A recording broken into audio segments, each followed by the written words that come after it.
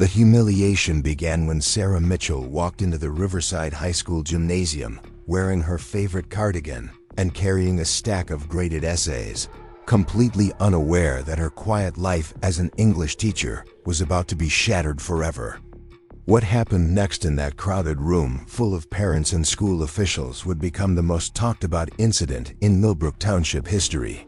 And by the end of the night, everyone would learn that sometimes the most dangerous people are the ones who look the least threatening. Before we jump back in, tell us where you're tuning in from. And if this story touches you, make sure you're subscribed, because tomorrow I've saved something extra special for you. Sarah Mitchell had always believed in the power of invisibility. For 3 years, she had perfected the art of blending into the beige walls of Riverside High School, teaching her English classes with quiet competence while avoiding the drama that seemed to follow more outspoken teachers. At 38, she had built a carefully constructed life of routine and anonymity in Millbrook Township, Ohio, working part-time at Morrison's Books downtown and living alone in a modest apartment above the old bakery on Main Street. Her colleagues knew her as the teacher who stayed late to help struggling students, who never missed a faculty meeting, and who somehow managed to get even the most difficult teenagers excited about Shakespeare and creative writing. What they didn't know was that Sarah Mitchell was running from a past that most people couldn't imagine, and that beneath her soft-spoken demeanor and gentle smile lay skills that had been forged in places where weakness meant death. She had spent 5 years as a combat instructor for Army Special Operations, training elite soldiers in hand-to-hand combat, survival tactics, and psychological warfare before an incident in Afghanistan changed everything and sent her searching for a life where she would never have to hurt anyone again. The emergency school board meeting had been called for a Friday evening in October, right in the middle of homecoming week, when emotions in the small town always ran high. The gymnasium had been converted into a makeshift auditorium with folding chairs arranged in neat rows facing a table, where 5 school board members sat like judges preparing to render verdict on the fate of Riverside High's future. The air was thick with tension and the competing perfumes of overdressed parents who had come to fight for their children's programs, their voices creating a low hum of anxiety that filled the cavernous space. Sarah had arrived early, as was her habit, carrying a thermos of coffee and the essays she planned to grade during what she assumed would be another boring administrative meeting about budget allocations. She chose a seat in the back corner, hoping to remain unnoticed while the board discussed the proposed cuts to various programs. The meeting was supposed to be about finding ways to balance the district's shrinking budget, but everyone knew it had really become a war between 2 factions: those who supported maintaining the arts and humanities programs, and those who believed athletics should take priority in preparing students for college scholarships and future success. Derek Thompson commanded the room from the moment he walked through the gymnasium doors. At 45, he owned 3 successful car dealerships across the county and had been using his wealth and influence to shape Millbrook Township according to his vision for over a decade. Standing 6 feet 3 inches with perfectly styled silver hair and wearing a custom suit that cost more than most teachers made in a month, Derek moved through the crowd like a politician working a campaign event, shaking hands and making promises, with the practiced ease of someone who was accustomed to getting his way through a combination of charm and financial pressure. Derek's wife Jennifer Walsh had arrived separately, establishing her own power base near the front of the gymnasium, where she held court with the other PTA officers and influential parents who formed the core of what everyone called the Millbrook Mafia. Jennifer served as PTA president with the same ruthless efficiency that Derek brought to his business dealings, and together they formed a partnership that had dominated local school politics for years. She was dressed in designer clothes that she had purchased during her monthly shopping trips to Columbus, and her perfectly manicured appearance served as a constant reminder to other parents of the social hierarchy that governed their small town. Coach Mike Romano had positioned himself strategically near the athletic equipment that had been pushed against the gymnasium walls, surrounded by current and former football players whose families formed Derek's most reliable voting bloc. At 35, Mike had been hired specifically to build Riverside High's football program into something that could compete with the larger schools in neighboring districts, and his success on the field had made him a local celebrity whose opinion carried significant weight in community discussions about educational priorities. Principal Robert Hayes sat at the board table looking like a man who would rather be anywhere else in the world, shuffling through papers and avoiding eye contact with the crowd that had gathered to determine the fate of programs he was supposed to be defending. At 50, Robert had been principal for 8 years, but his leadership style consisted mainly of trying to avoid conflict and hoping that problems would resolve themselves without requiring him to take any definitive action. That might upset the wrong people. Sarah watched the political theater unfold with the detached interest of someone who had learned to observe human behavior from a safe distance. She had seen similar dynamics play out in military briefings where competing interests fought for limited resources, but those conflicts had at least been conducted with professional courtesy and respect for rank and experience. What she witnessed in the Riverside High Gymnasium was something uglier, a display of small-town power politics where personal vendettas and social status mattered more than the educational welfare of the students they all claimed to be protecting. The meeting began with a presentation of budget numbers that painted a grim picture of declining state funding and rising operational costs. The district faced a shortfall that would require cutting either several arts programs or reducing the athletic department's budget by 30%. A choice that had been framed as an either-or decision, despite the obvious possibility of finding more creative solutions that might preserve both areas with smaller reductions across the board. Derek Thompson rose to address the crowd with the confidence of someone who had never questioned his right to speak first and longest on any topic that interested him. His voice carried easily through the gymnasium's acoustics as he launched into a carefully prepared speech about the importance of athletic programs in building character, teaching teamwork, and providing opportunities for college scholarships that could change students' lives forever. "Ladies and gentlemen," Derek announced, his voice taking on the practiced cadence of someone who was accustomed to commanding attention, "we're here tonight to make decisions that will affect our children's futures for years to come. We can choose to invest in programs that teach discipline, hard work, and real-world skills that employers actually value. Or we can waste money on frivolous activities that might make some people feel good, but don't prepare our kids for the competitive world they're going to face." Jennifer Walsh led the applause that followed her husband's opening remarks, and Coach Romano nodded approvingly from his position near the back of the room. Sarah noticed how Derek's supporters had been strategically positioned throughout the gymnasium to create the impression of broader support than actually existed, a tactic she recognized from psychological operations training designed to influence group dynamics and pressure undecided individuals into conforming with the apparent majority opinion.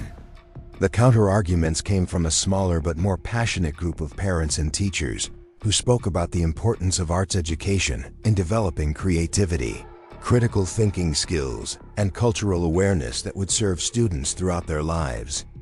Maria Santos, the young math teacher who had become Sarah's closest colleague, spoke eloquently about the connections between artistic expression and mathematical thinking, but her words seemed to fall on deaf ears among the crowd that had already made up its mind about the relative value of different educational approaches.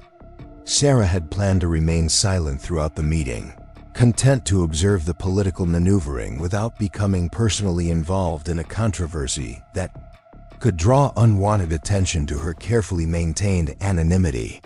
But as the debate continued and she listened to the dismissive comments about teachers who didn't understand the real world and programs that coddled students instead of preparing them for life's challenges, she felt something stirring inside her that she had worked very hard to keep buried.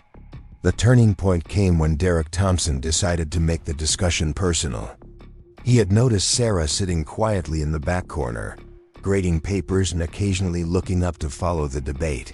And something about her deliberate neutrality seemed to irritate him in a way that demanded a response.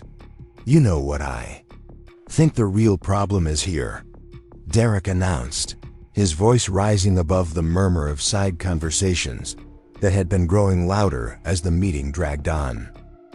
Preparing and narrating this story took us a lot of time, so if you are enjoying it, subscribe to our channel. It means a lot to us. Now back to the story.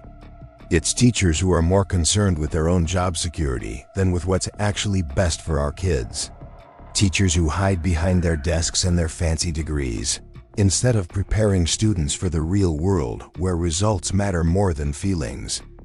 Derek's eyes swept across the room until they settled on Sarah, and she felt the familiar sensation of being targeted by someone who had identified her as a symbol of everything he wanted to destroy. "Take Miss Mitchell over there," he continued, his voice dripping with contempt as he pointed directly at her. "Sitting in the back corner grading papers during a meeting about our children's futures, probably planning to defend some poetry class that's going to help exactly 0 students get jobs after graduation." The attack was so sudden and unexpected that Sarah felt her breath catch in her throat. In 3 years of teaching at Riverside High, she had never been singled out for public criticism, and the experience of having an entire room full of people turned to stare at her triggered responses that she had spent years learning to control. Her hands remained steady as she set down her red pen, but her heart rate increased and her peripheral vision sharpened in ways that most civilians would never experience. "I'm sorry, Mr. Thompson," Sarah replied, her voice calm but carrying an edge that made several people in the nearby rows shift uncomfortably in their seats. "Did you have a specific question about my teaching methods, or are you just looking for someone to blame for budget problems that have nothing to do with classroom instruction?" Derek's face flushed red at being challenged in front of an audience that was accustomed to seeing him dominate every conversation. "I'm talking about priorities, Miss Mitchell. About teachers who think they're too good to engage with the community that pays their salaries. About educators who care more about their academic theories than about preparing kids for the real world." Jennifer Walsh joined the attack with the practiced cruelty of someone who had perfected the art of public humiliation through years of PTA politics and social warfare. "We all know the type," she announced loud enough for everyone to hear. "Teachers who think they're intellectuals because they read books all day, but who've never had real jobs or real responsibility in their lives." Sarah stood up slowly, her movement fluid and controlled in a way that suggested years of physical training. At 5 feet 6 inches, she wasn't physically imposing, but something in her posture and the way she held herself made several people in the crowd unconsciously lean back in their chairs. "Mrs. Walsh," Sarah said quietly, "I'm curious about what qualifies as a real job in your estimation. Would that include the work I do helping struggling students improve their reading skills so they can pass their other classes? Or the college recommendation letters I write on weekends to help seniors get into schools they couldn't afford otherwise? Or maybe the after-school tutoring I provide for free because some families can't afford private help?" The gymnasium had fallen silent as people sensed that they were witnessing something more serious than the usual political theater that characterized school board meetings. Derek Thompson realized that he had somehow lost control of a confrontation that should have been easy to win, and his frustration manifested in the kind of escalation that would haunt him for the rest of his life. "Don't try to play the martyr with us, Miss Mitchell," Derek snarled, his voice loud enough to echo off the gymnasium walls. "We know exactly what kind of teacher you are, hiding behind your books and your victim mentality instead of facing reality. You probably never worked a day of real labor in your life, never faced real danger, never had to make decisions that actually mattered." Derek began walking towards Sarah's corner of the gymnasium, his expensive shoes clicking against the polished floor as he prepared to deliver what he expected to be the final blow in a confrontation that would establish his dominance and silence any future opposition to his educational agenda. "You want to know what I think, Miss Mitchell?" Derek continued, his voice rising with each step. "I think you're exactly the kind of weak, sheltered academic who's destroying American education. Someone who's never been tested, never proven themselves, never done anything more challenging than correcting grammar mistakes and assigning book reports." Sarah remained motionless as Derek approached, but Maria Santos could see something changing in her colleague's expression. A hardening around the eyes that suggested the quiet English teacher was becoming someone else entirely.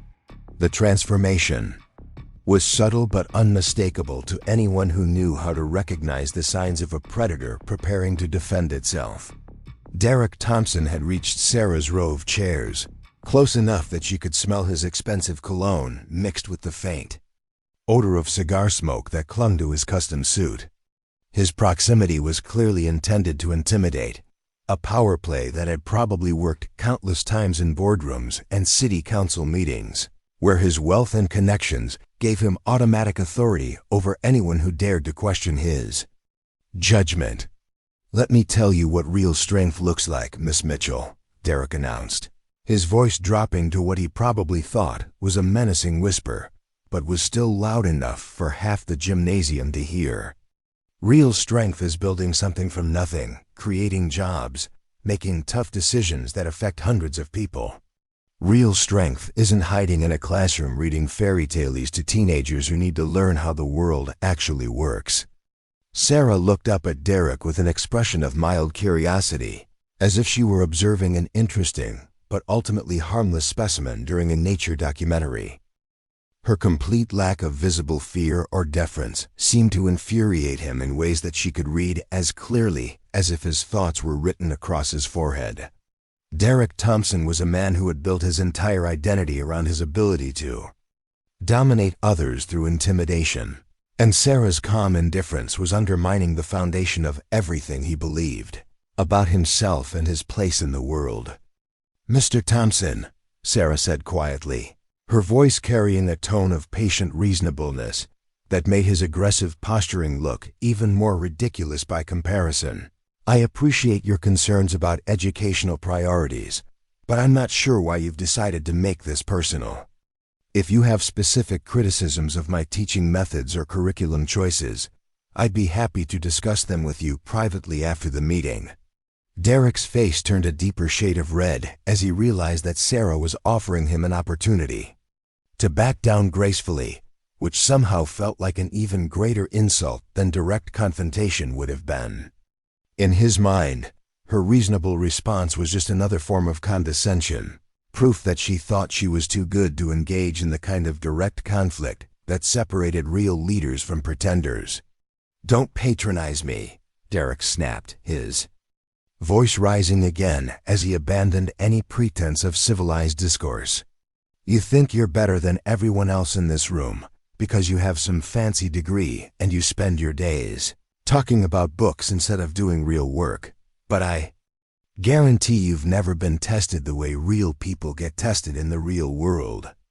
Jennifer Walsh rose from her seat near the front of the gymnasium, sensing that her husband needed reinforcement in a battle that wasn't going according to plan.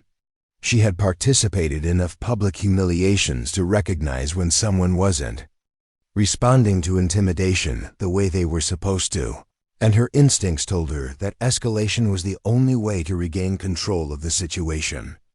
"Derek's absolutely right," Jennifer announced, her voice cutting through the tense atmosphere like a blade designed specifically for social warfare. "We're all tired of pretending that teachers like Miss Mitchell understand what it means to face real challenges or take real risks. She's probably never been in a situation more dangerous than a faculty meeting or a parent conference." Coach Romano decided to join the attack, positioning himself where he could block Sarah's most obvious exit route, while adding his voice to the chorus of criticism that was building around her. As someone whose reputation was built on his ability to motivate teenage athletes through controlled aggression and psychological pressure. He recognized an opportunity to demonstrate his own toughness by participating in what looked like a risk-free public takedown. You know what bothers me most about teachers like her? Coach Romano said, his voice carrying the authority of someone who is accustomed to commanding attention from rowdy teenagers and demanding parents alike. They talk about preparing kids for life, but they've never actually lived in the real world themselves. Never had to prove themselves under pressure, never had to show real courage when it actually mattered. Sarah remained seated while the three adults formed a loose semicircle around her, their body language clearly intended to create a sense of physical intimidation that would force her to either submit to their authority or flee from the confrontation. Entirely. She could feel the attention of everyone in the gymnasium focused on her. Some people clearly enjoying the spectacle, while others seemed uncomfortable with the direction the meeting had taken, but unwilling to intervene on behalf of someone they barely knew.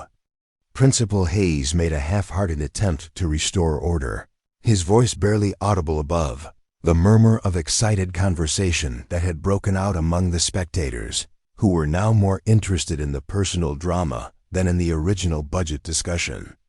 Perhaps we should return to the agenda, he suggested weakly, but nobody paid any attention to his words, because everyone could sense that something much more interesting was about to happen.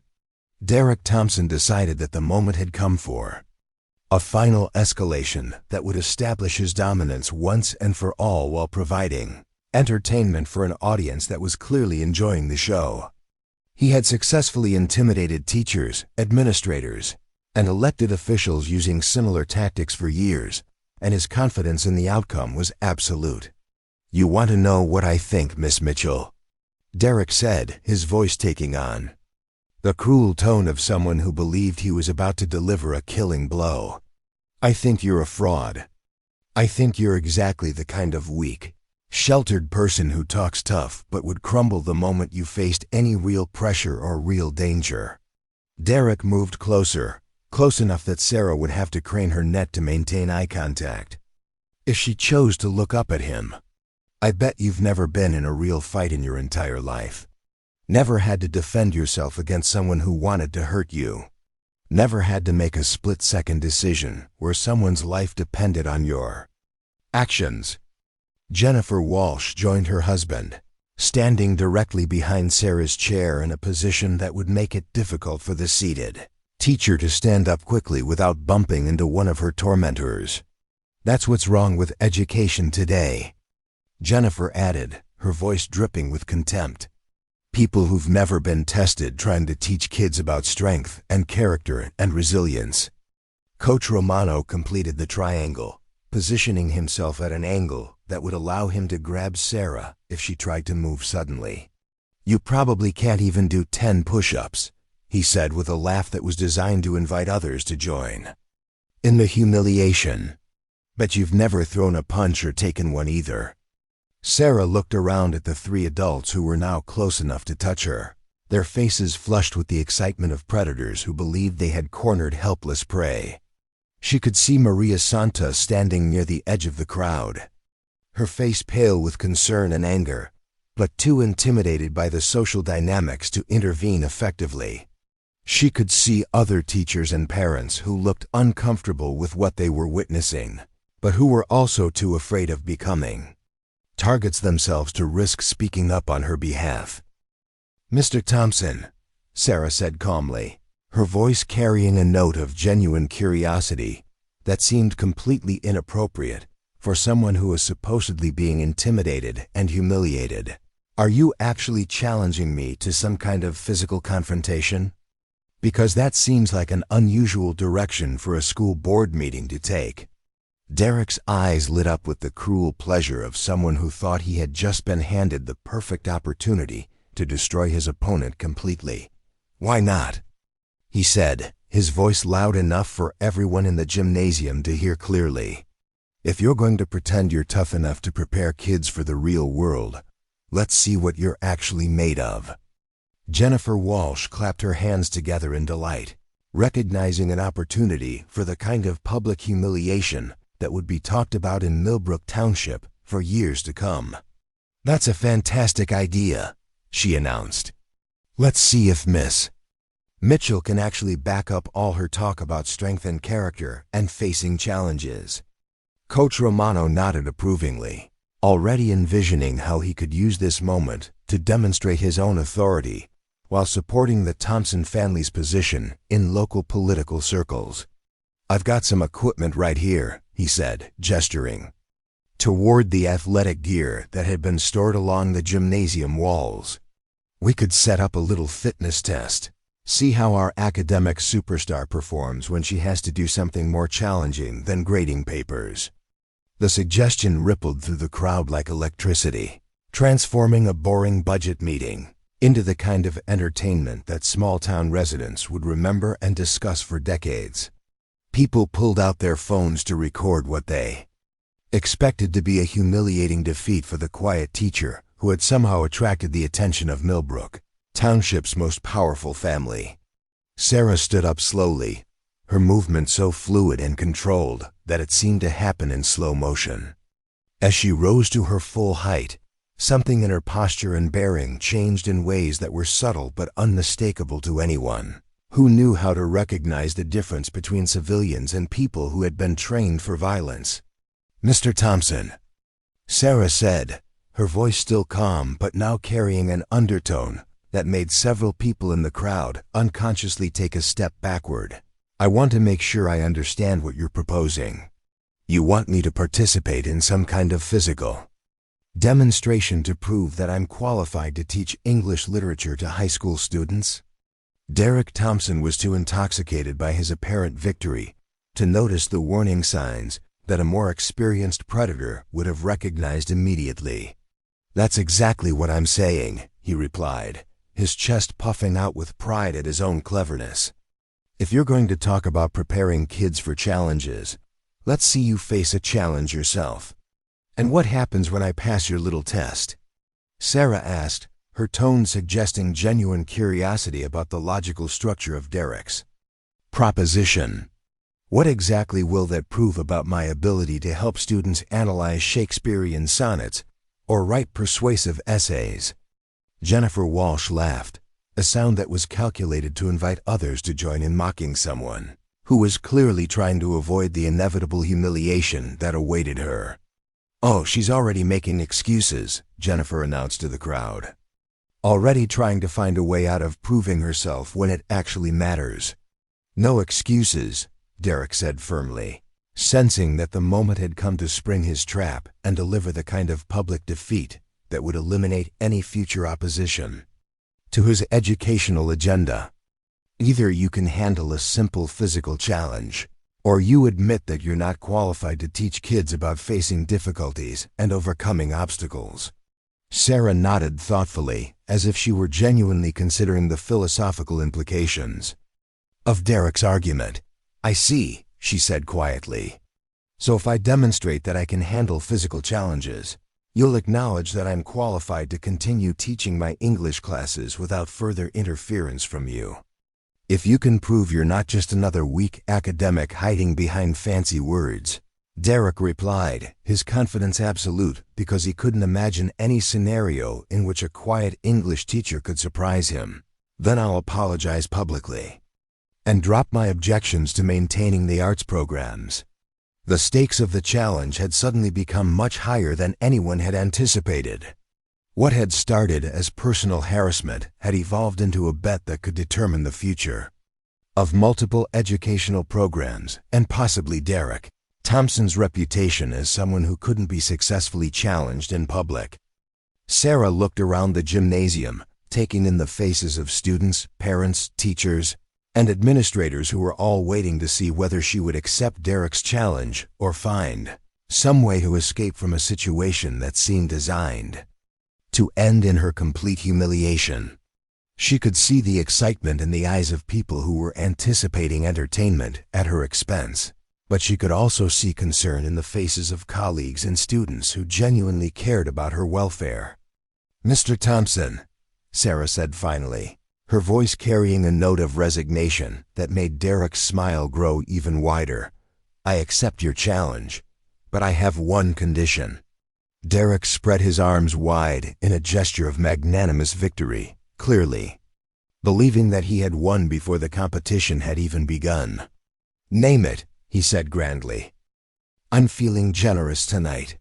When I complete whatever physical demonstration you have in mind," Sarah said, her voice still calm, but now carrying an edge that made Tom Bradley, the veteran janitor who had been quietly watching from the back of the room, suddenly pay much closer attention. "You don't just apologize to me. You apologize to every teacher in this district for suggesting that we're not qualified to do our jobs because we haven't met your personal definition of toughness." Derek's laughter echoed through the gymnasium, a sound full of cruel confidence and absolute certainty about the outcome of the contest he had just arranged. "Deal," he said, extending his hand for Sarah to shake. "This should be fun." Sarah took his hand in a grip that was firm enough to make Derek's smile falter slightly, though he attributed the unexpected strength to nervousness rather than to anything that might actually concern him. "Yes," Sarah agreed quietly, "I think it will be." Coach Romano had already moved toward the stored athletic equipment, pulling out exercise mats and various pieces of training gear, while the crowd rearranged itself to create a makeshift arena in the center of the gymnasium floor. The energy in the room had transformed completely, shifting from the boring formality of a budget meeting to the electric anticipation of a public spectacle that nobody wanted to miss.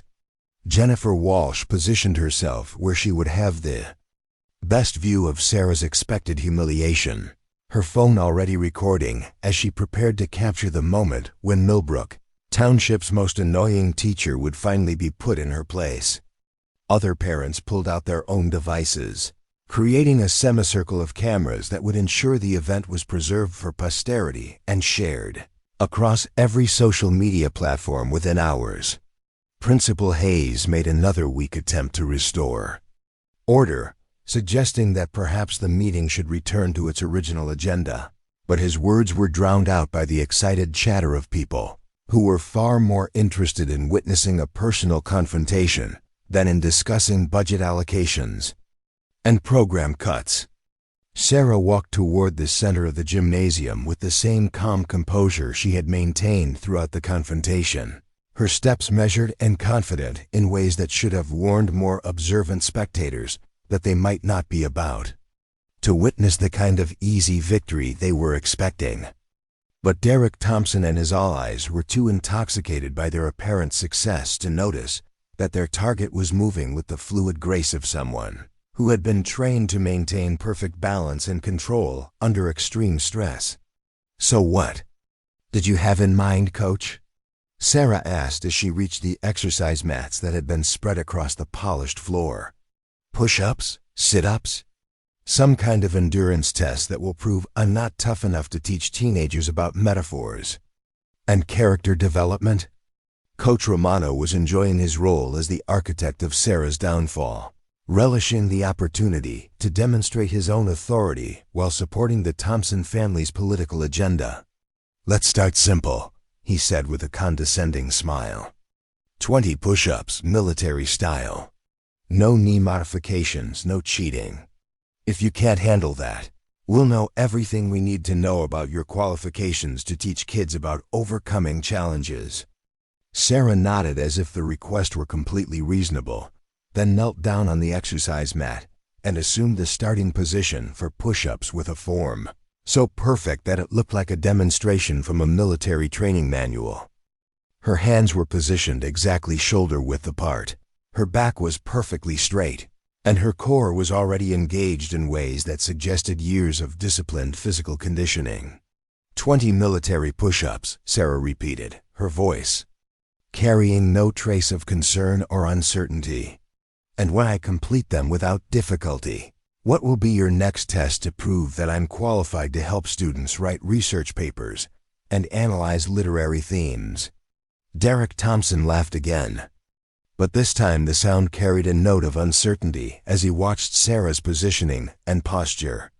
Something about her preparation suggested that she might not struggle with the challenge as much as he had expected. But he pushed the thought aside because he couldn't imagine any scenario in which a quiet English teacher could surprise him in a test of physical fitness. "Don't worry about what comes next," Derek said, his voice still confident but lacking some of its earlier certainty. "Let's see if you can actually complete the first challenge before we plan the rest of your education." Sarah looked up at Derek from her position on the exercise mat, and for just a moment, several people in the crowd caught a glimpse of something in her eyes that didn't match the image of a helpless academic that they had been carrying in their minds. It was a look of cold calculation, the expression of someone who was evaluating threats and planning responses with the precision of a professional who had been trained to assess dangerous situations.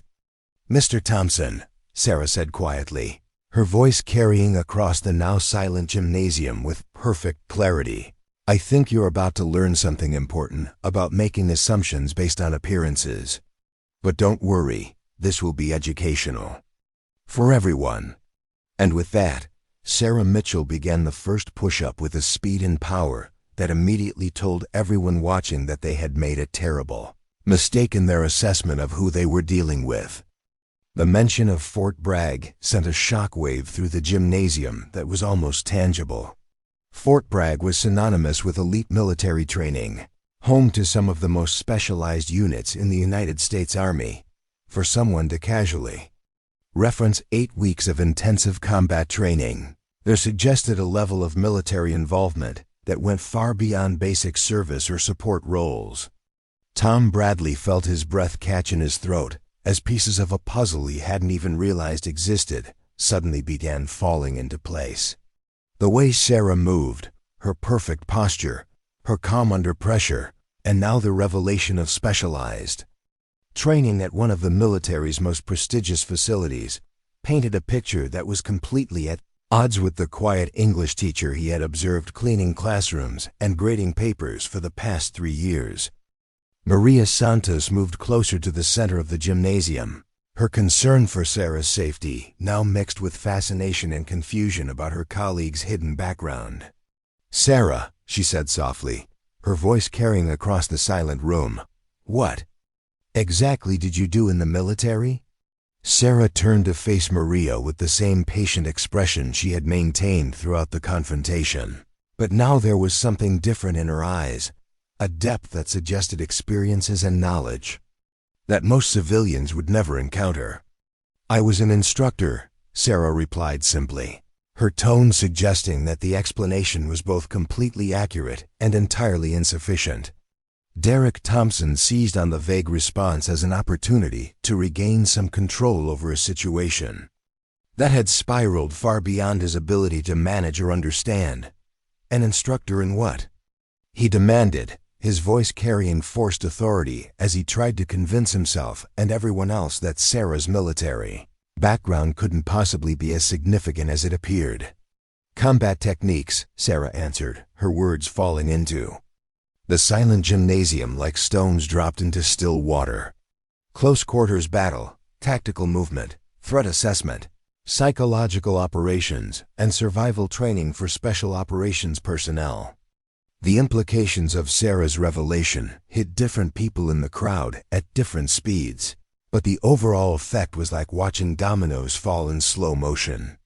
Parents who had been eagerly anticipating her humiliation began to understand that they had been witnessing something entirely different from what they had expected. Students who knew Sarah as the gentle teacher who helped them with college applications were trying to reconcile that image with someone who had trained elite soldiers in combat techniques. Coach Romano was still struggling to process his own experience of being effortlessly defeated by someone he had assumed would be helpless against his strength and training. "You train special forces?" he asked, his voice carrying a mixture of disbelief and growing respect that he was clearly reluctant to acknowledge. "Among others," Sarah confirmed, her tone suggesting that the question was more complicated than it appeared on the surface. "I worked with various units that required specialized instruction in hand-to-hand combat, weapon systems, and tactical psychology." Most of the details are classified, but I can tell you that the training was designed to prepare soldiers for situations where conventional weapons weren't available or appropriate.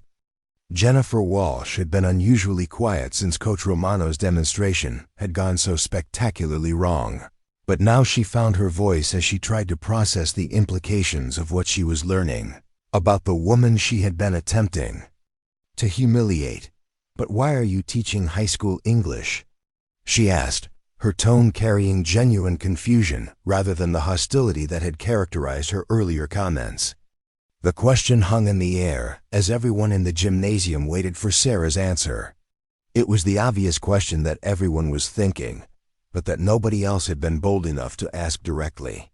Why would someone with elite military training and specialized combat skills choose to spend their days teaching teenagers about literature and creative writing? Sarah was quiet for a long moment, her eyes distant as she considered how much of her story she was willing to share with a room full of strangers who had just learned that everything they thought they knew about her was wrong. When she finally spoke, her voice carried a weight of experience and loss that made several people in the crowd unconsciously lean forward to hear better. "I left the military after an incident in Afghanistan," Sarah said quietly, her words carefully chosen to convey essential information without revealing details that remained classified. "An operation that went wrong in ways that taught me I was tired of teaching people how to kill efficiently. I wanted to do something constructive with the rest of my life, something that built up young minds instead of training them for destruction." The silence that followed Sarah's explanation was different from the earlier quiet that had characterized the gymnasium during her physical demonstrations. This was the respectful silence that people maintain when they realize they are in the presence of someone who has sacrificed and suffered in ways they cannot fully comprehend. Derek Thompson found himself in the unprecedented position of being completely out of his depth in a confrontation that he had initiated and controlled.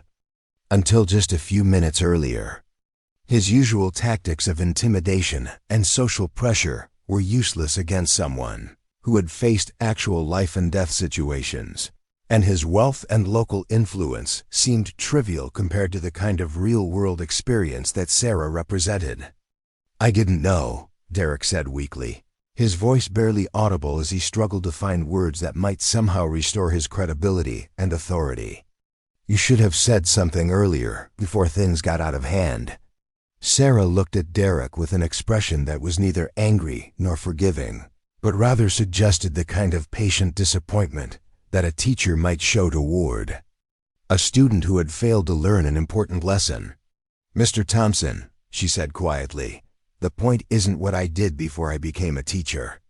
The point is that you decided I wasn't qualified to do my job based on your assumptions about who I am and what I'm capable of." Derek's face flushed red again, but this time the color came from embarrassment rather than anger as he began to understand the full scope of his mistake.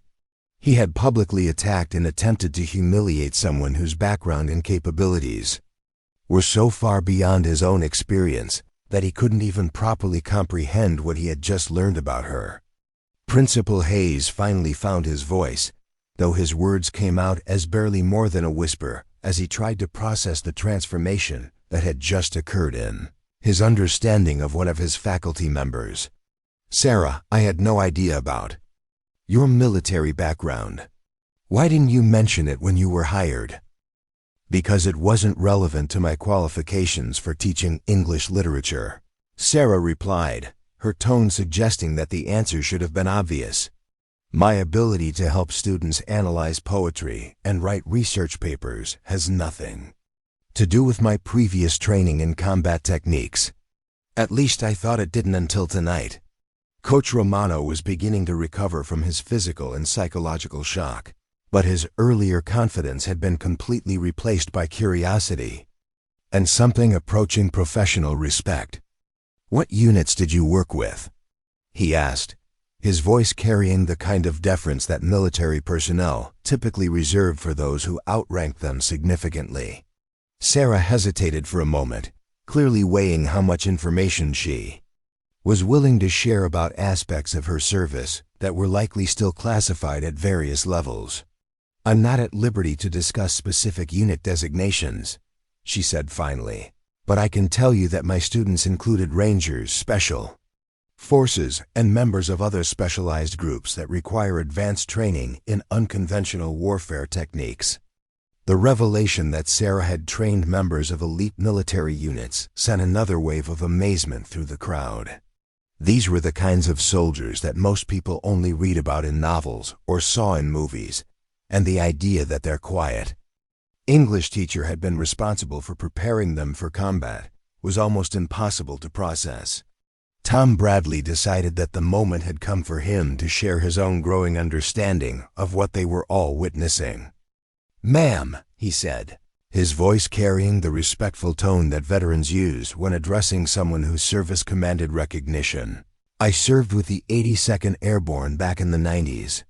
I've seen instructors work with special operations personnel, and I can tell you that what you just demonstrated isn't something they teach to just anyone." Sarah turned toward Tom with an expression of recognition and acknowledgement that confirmed his assessment of her background. "Thank you for your service, Tom," she said simply, the traditional phrase carrying weight and meaning when spoken by someone who understood what military service actually entailed. The exchange between Sarah and Tom created a moment of connection that highlighted the gap between those who had served their country and those who had only observed from the safety of civilian life.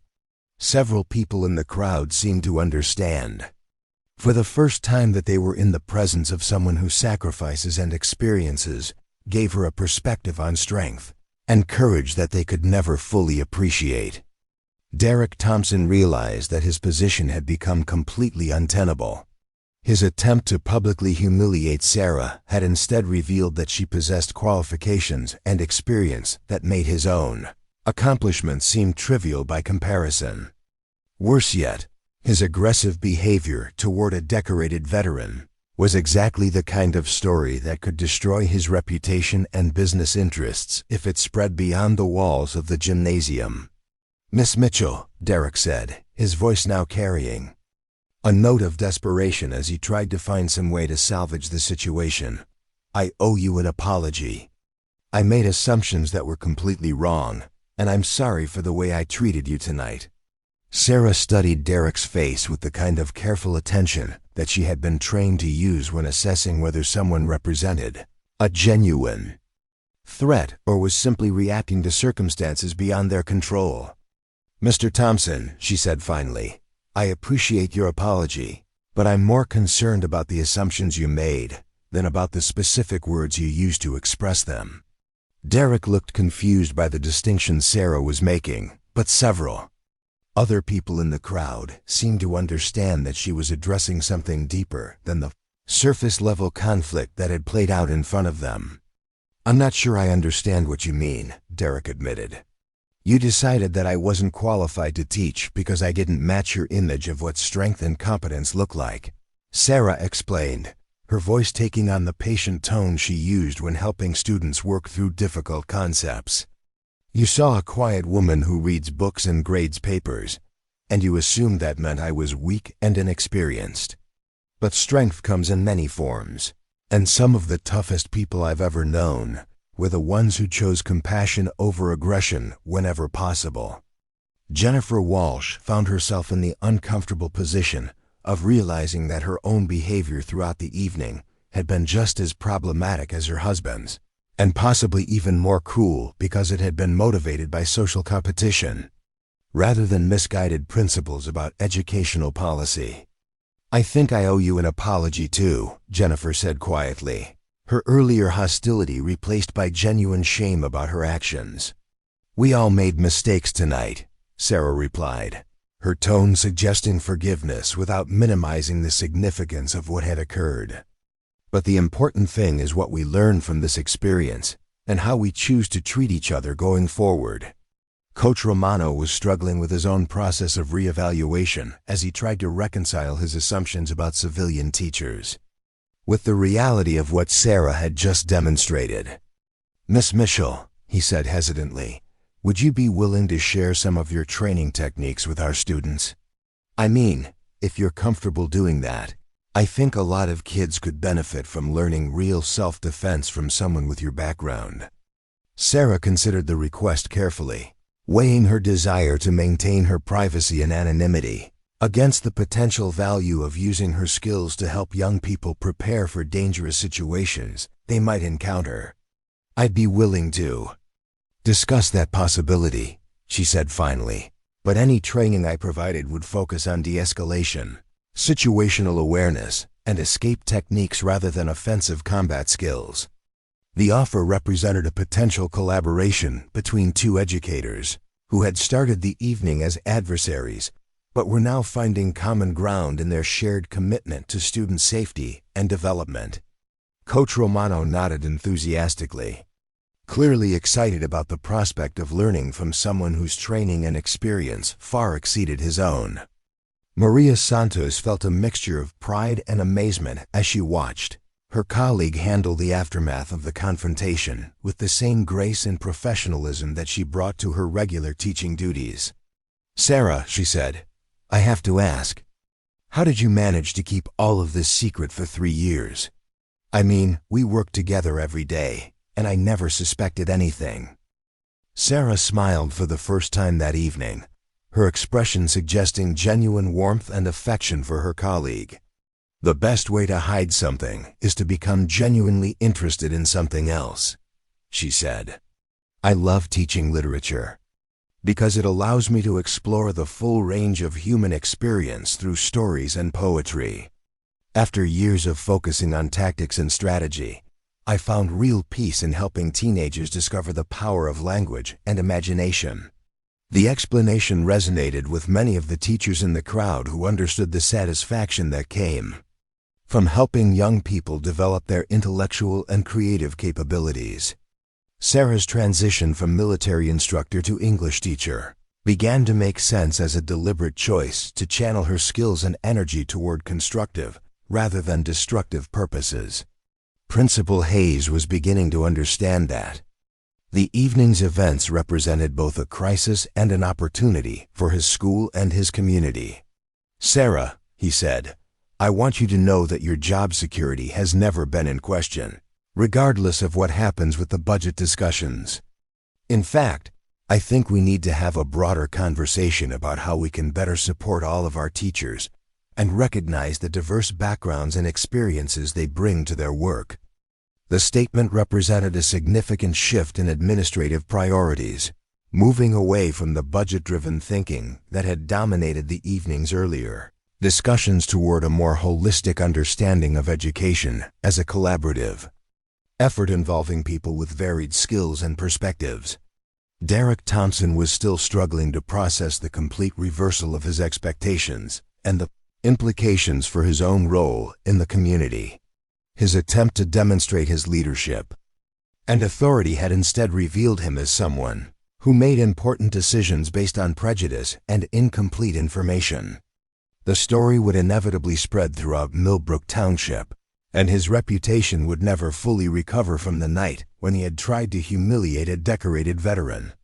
"Miss Mitchell," Derek said, his voice carrying a note of genuine humility that his friends and business associates would have found unrecognizable, "is there anything I can do to make amends for what happened here tonight? I feel like an apology isn't sufficient given the way I treated you." Sarah considered Derek's question with the same careful attention she had given to all of the evening's developments. "Mr. Thompson," she said finally, "the best way to make amends is to remember this experience the next time you're tempted to make assumptions about someone based on their appearance or profession. Strength and competence come in many forms, and some of the most important battles are fought by people who choose to build up rather than tear down." The advice was both practical and philosophical, addressing Derek's immediate situation while challenging him to reconsider his broader approach to leadership and community involvement. Several other people in the crowd seemed to recognize that Sarah's words applied to their own behavior and attitudes as well. Tom Bradley approached Sarah as the crowd began to disperse, his expression carrying the kind of respect that veterans reserved for those whose service had exceeded their own in scope and significance. "Ma'am," he said quietly, "I want you to know that it's been an honor to work in the same building with you, even if I didn't understand who you were until tonight." "The honor is mine, Tom," Sarah replied, her tone carrying genuine appreciation for his recognition and support. "Thank you for speaking up when you recognized what you were seeing. Sometimes it helps to have a witness who understands the context." The exchange between the two veterans created a moment of connection that highlighted the bonds formed by shared service and sacrifice, reminding everyone present that their community included people whose experiences and contributions extended far beyond what was visible on the surface. As people began to file out of the gymnasium, many of them stopped to speak with Sarah, offering apologies, asking questions, or simply expressing their amazement at what they had learned about her. The quiet English teacher who had entered the building as an unknown quantity was leaving as someone who had fundamentally changed how her community understood strength, competence, and the hidden depths that ordinary people might possess. The transformation was complete, but the real impact of the evening's events was just beginning to unfold throughout Millbrook Township and beyond. The transformation of Riverside High School began within hours of the gymnasium confrontation. As word of Sarah Mitchell's extraordinary revelation spread through Millbrook Township with the speed and intensity of wildfire. By Saturday morning, every coffee shop, diner, and gathering place in town buzzed with conversations about the quiet English teacher who had turned out to be a decorated military combat instructor. Derek Thompson's carefully cultivated image as a community leader crumbled as quickly as it had been built. Parents who had previously deferred to his wealth and influence began questioning his judgment and motivations, while business associates distanced themselves from someone who had publicly attacked a veteran. His car dealerships experienced a noticeable decline in customers as people chose to take their business elsewhere, rather than support someone who had shown such poor character. Jennifer Walsh faced her own reckoning as the PTA members who had once followed her lead began to understand that her social warfare tactics were fundamentally incompatible with the values they wanted their children to learn. Several prominent families quietly withdrew their support from her initiatives, and her position as PTA president became increasingly untenable as parents demanded more collaborative and respectful leadership. Coach Romano, however, experienced a different kind of transformation as he embraced the opportunity to learn from someone whose expertise far exceeded his own. His willingness to acknowledge his mistakes and seek guidance from Sarah earned him respect from colleagues and students who had previously seen him as arrogant and inflexible. The collaboration between the former adversaries became a model for how educators could work together despite their different backgrounds and approaches. Sarah's own transformation was more subtle, but equally significant as she began to integrate her military experience with her teaching identity in ways that enriched both aspects of her professional life. Students who had always appreciated her patience and dedication began to understand the source of her unshakable calm and her ability to help them navigate academic challenges that had seemed insurmountable. The first concrete change came when Dr. Chun announced the creation of a new district policy protecting teachers from harassment and establishing clear protocols for community involvement in educational decisions. The Sarah Mitchell Protection Protocol, as it became known informally, ensured that no educator would ever again be subjected to the kind of personal attacks that had characterized the gymnasium confrontation. More importantly, the district established a Veterans in Education program that recognized and utilized the unique skills and experiences that former military personnel brought to civilian teaching roles. Sarah was asked to lead the initiative, creating professional development opportunities that helped veteran teachers transition successfully to educational environments, while sharing their leadership and crisis management skills with civilian colleagues. The collaboration between Sarah and Coach Romano produced remarkable results as they developed a comprehensive, personal safety curriculum that combined physical training with psychological preparation and conflict resolution techniques. Their program became a model for other schools throughout Ohio, demonstrating how educators with complementary skills could create innovative approaches to student development and safety. Students responded enthusiastically to the new program, particularly appreciating Sarah's emphasis on situational awareness and de-escalation strategies that helped them navigate social conflicts without resorting to aggression. Her military background lent credibility to lessons about personal responsibility, teamwork, and resilience that might have seemed abstract coming from someone without real-world experience in high-pressure situations. The most unexpected development came from Derek Thompson's genuine commitment to making amends for his behavior. True to his promise, he used his business connections and financial resources to establish the Thompson Educational Excellence Fund, which provided substantial support for arts and humanities programs throughout the district. His transformation from antagonist to advocate became a powerful example of how people could learn from their mistakes and choose redemption over defensiveness. Derek's wife Jennifer also underwent a significant change as she stepped down from her PTA leadership role and began volunteering as a reading tutor for struggling students. Her new focus on direct service rather than political maneuvering allowed her to develop genuine relationships with families from diverse backgrounds, replacing her previous social climbing with meaningful community engagement. The ripple effects of the gymnasium confrontation extended far beyond Millbrook Township as videos of the incident spread across social media platforms. Educational organizations used Sarah's story as a case study in recognizing and supporting the hidden talents of teachers, while veterans groups highlighted her transition as an example of successful civilian career development. Sarah received interview requests from military publications, educational journals, and news outlets seeking to understand how someone with her background had chosen teaching over more traditionally prestigious careers. She granted only a few carefully selected interviews, always focusing on the broader themes of service, education, and the importance of treating all people with dignity, regardless of their apparent circumstances. The most meaningful recognition came from her former military colleagues who reached out to express their pride in her civilian achievements. Several special operations veterans visited Riverside High to see firsthand how their former instructor was applying military leadership principles to educational challenges, and their obvious respect for Sarah's work validated her career transition in ways that civilian praise could never match. Principal Hayes experienced his own professional growth as he learned to appreciate the diverse backgrounds and experiences of his faculty members.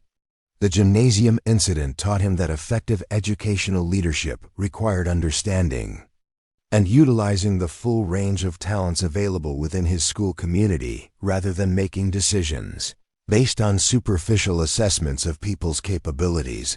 Dr. Chun leveraged the positive publicity from Sarah's story to advocate for increased state funding for veteran teacher recruitment and retention programs. Her testimony before the Ohio legislature about the value of military experience in civilian education helped secure significant resources for districts throughout the state that wanted to attract and support veteran educators. Tom Bradley found his own voice as a veteran advocate within the school community, working with Sarah to identify and support other veteran employees who might benefit from recognition and professional development opportunities. His quiet leadership helped create a network of current and former military personnel who could provide mentorship and guidance to students interested in military service or careers in public safety. Maria Santos deepened her friendship with Sarah as she gained appreciation for the complexity and depth of her colleagues' life experience. Their collaboration on interdisciplinary projects that connected literature with historical and social themes enriched the educational experience for students who benefited from multiple perspectives on complex issues. The annual parent-teacher conferences that took place 6 months after the gymnasium incident reflected the profound changes that had occurred within the school community. Parents who attended displayed a new level of respect for teachers and a deeper understanding of the diverse backgrounds and experiences that educators brought to their work. The adversarial atmosphere that had characterized previous meetings was replaced by collaborative discussions focused on student success and community support. Sarah's English classes became some of the most popular and respected courses at Riverside High as students and parents recognized the unique combination of academic rigor and life wisdom that she brought to her teaching. Her lessons about character development and literature took on new meaning when students understood that their teacher had faced real-world challenges that tested her own character in ways most people would never experience. The self-defense and personal safety program that Sarah and Coach Romano developed expanded beyond Riverside High to include community workshops for parents, teachers, and local residents. Their emphasis on empowerment through knowledge and preparation rather than intimidation through aggression attracted participants from throughout the region who appreciated their balanced and responsible approach to personal protection. Derek Thompson's redemption arc continued as he became a vocal advocate for education funding at the state level, using his business success and political connections to support teachers in schools throughout Ohio. His transformation from education antagonist to passionate supporter provided hope for others who had made similar mistakes and sought opportunities to make amends for their past behavior. The Thompson Educational Excellence Fund grew into a significant resource for innovative educational programs, supporting not only arts and humanities initiatives, but also STEM education, special needs services, and career development programs for students from economically disadvantaged backgrounds. Derek's commitment to educational equity reflected his genuine understanding of how his previous attitudes had been both wrong and harmful. Sarah's influence extended beyond her immediate school community as she began consulting with other districts that wanted to develop veteran teacher recruitment programs and conflict resolution training for educational leaders. Her expertise in crisis management and de-escalation proved valuable in helping administrators handle difficult situations with parents, students, and community members. The most lasting impact of the gymnasium confrontation was the cultural change it catalyzed within Millbrook Township and beyond. The story of the quiet teacher who revealed extraordinary capabilities when challenged became a metaphor for the hidden potential that exists within ordinary people and communities. Schools throughout the region began looking more carefully at the backgrounds and experiences of their staff members, discovering untapped resources and talents that had been overlooked or undervalued.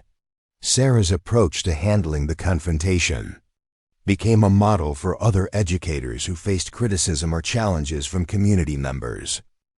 Her combination of professional competence, personal dignity, and willingness to demonstrate her capabilities without descending to the level of her attackers provided a template for maintaining both strength and grace under pressure. The gymnasium at Riverside High School was eventually renamed the Sarah Mitchell Community Center in recognition of her contributions to education and her role in transforming the school's relationship with the broader community. The dedication ceremony brought together students, parents, teachers, administrators, and community leaders who had all been touched by her influence and example.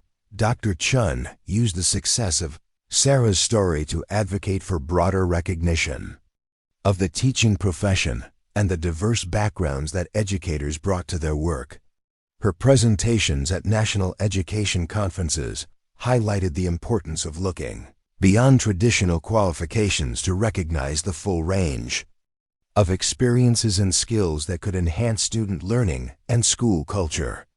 As Sarah stood in the newly renamed community center during the dedication ceremony, surrounded by colleagues, students, and community members whose lives had been changed by the events that began with an attempt to humiliate her, she reflected, on the unexpected ways that confronting prejudice and demonstrating hidden capabilities could create opportunities for positive change and growth.